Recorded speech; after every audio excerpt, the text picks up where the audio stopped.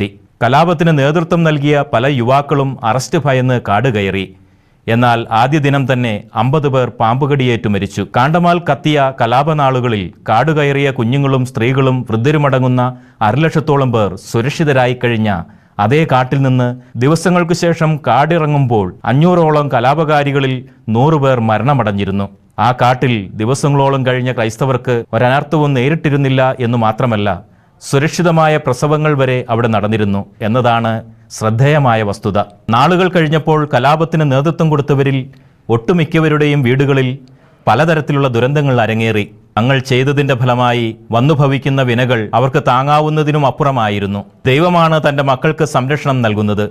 Bible ഓർമ്മിപ്പിക്കുന്നു, സഹായം കർത്താവിൽ നിന്ന് വരുന്നു, ആകാശവും ഭൂമിയും സൃഷ്ടിച്ച കർത്താവിൽ നിന്ന്. ഇരുമ്പാണിയിൽ തൊഴിക്കുന്നത് നിനക്ക് അപകടമാണ് എന്ന് ഉപദ്രവിക്കുന്നവർ മനസ്സിലാക്കട്ടെ. മറ്റേതൊരു മതവിഭാഗത്തെ ആക്രമിച്ചാലും അതേ